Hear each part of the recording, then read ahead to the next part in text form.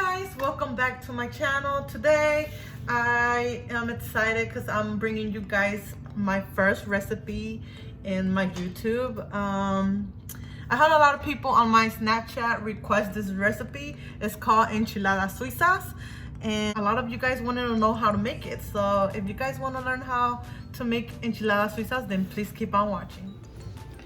Okay guys, so I'm gonna start off by naming the ingredients. We're gonna start off with 3 serrano peppers. So they're the long ones. Don't confuse them with the jalapeno. They're way different.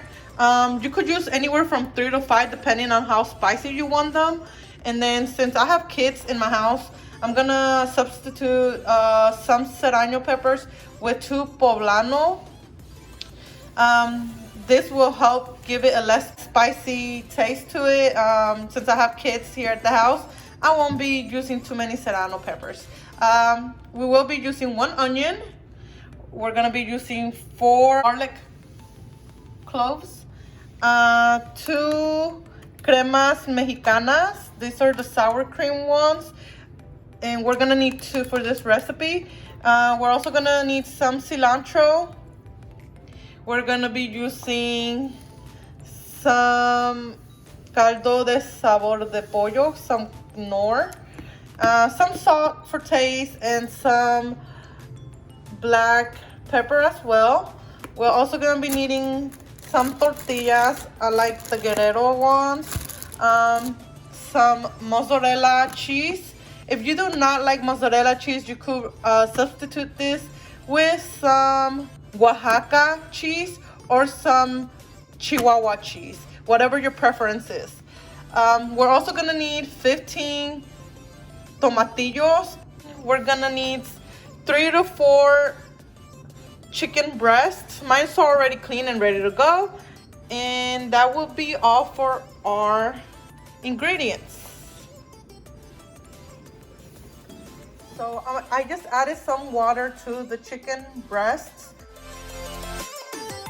I'm going to cook them on high because I want them to cook fast. So to the chicken, I will also place 1/4 of that onion. I'm gonna add a little bit of salt for taste.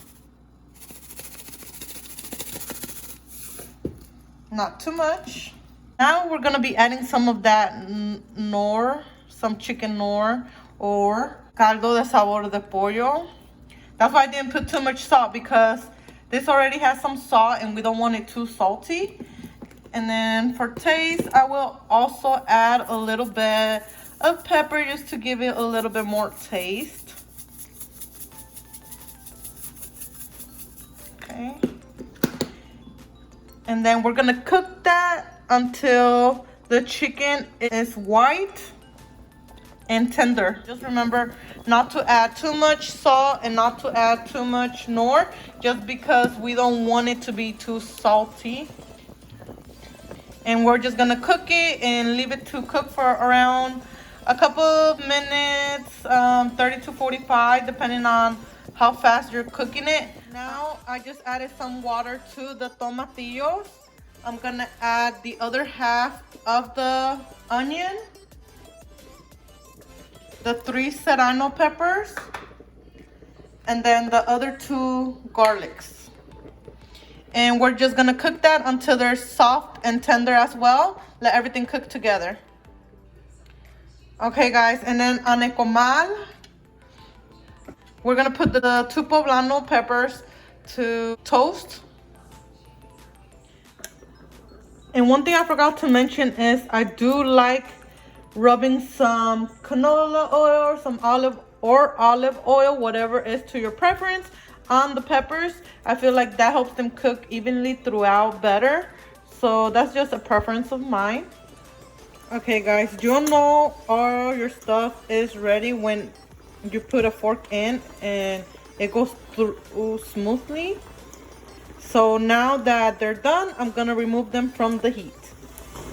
Okay guys, so now on a pan, I'm just gonna add some olive oil. And I'm adding plenty because this is where we're going to cook the tortillas. Okay guys, so I already removed everything in the pan and I placed it to the side just because I want it to cool off before I put it in the blender. Once I feel like my oil is warm enough, I'm going to go ahead and place the tortilla. And we don't want it to cook it too much. We just want it to, once it starts raising up like that, it's time to move it to the other side. Once that starts moving up like that as well, it's time for you to remove it. And then here I have a plate with some napkins, and I'm gonna start placing my tortillas right there so the napkins could absorb all the oil. I want to say a good 5 to 10 seconds on each side, depending on how hot your oil is. You don't want to overcook them either. You just want them to be soft enough to be able to roll. Once my poblano peppers are nice and toasted on all sides, I'm gonna go ahead and remove them from the heat.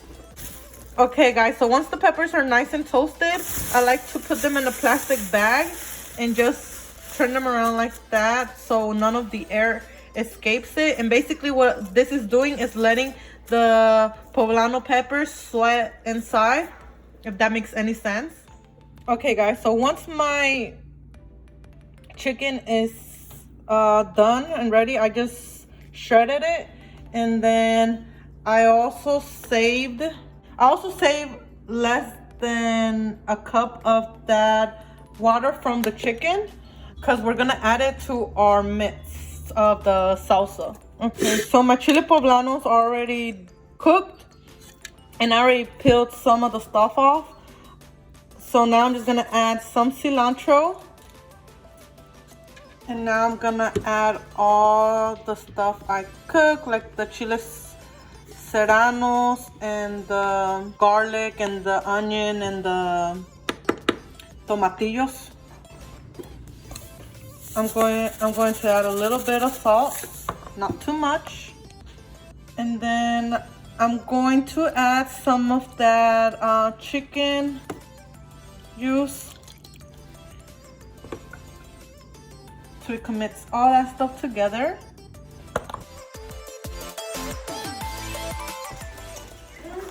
Alright, so I already have my sauce ready and the pan is warm and ready to go. I have it right now on medium heat and I'm just gonna pour it in.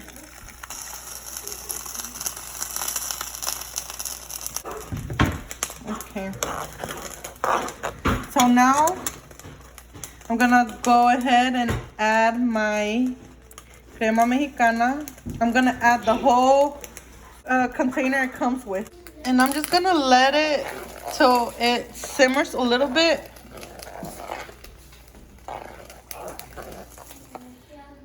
And make sure you taste it. Mine needs a little bit more salt, so I'm just putting a little bit more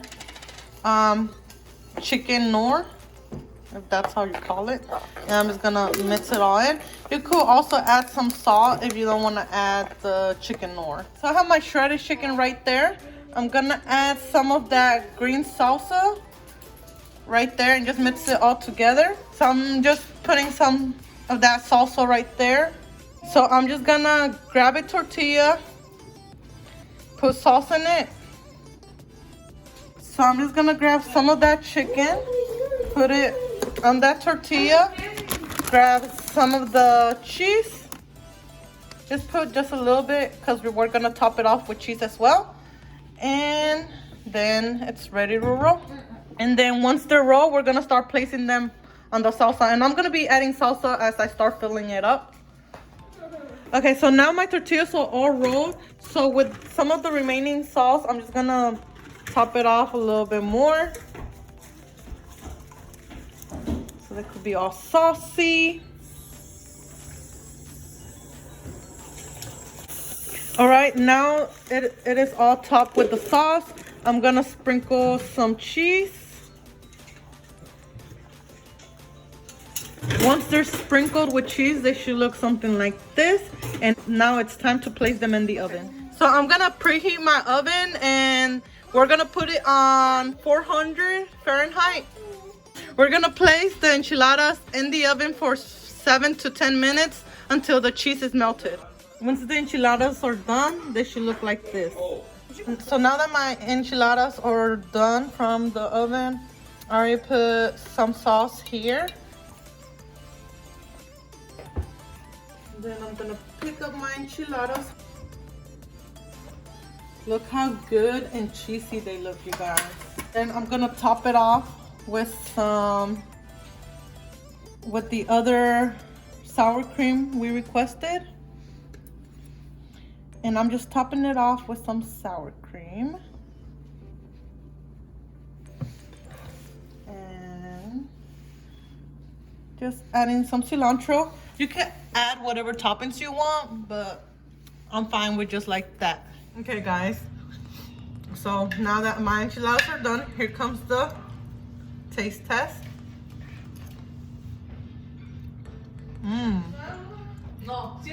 Delicious. Thank you guys so much for doing this recipe for me. I hope you guys do it at home and I hope you guys enjoy it as well. If you guys do recreate this recipe, let me know if you guys ended up liking. Also, let me know if there's any recipes you guys would like for me to do, and I'll be more than happy. I love trying new foods and I love trying new recipes. So yeah, until next time. All right, guys, now that my enchiladas are done, here comes the taste test.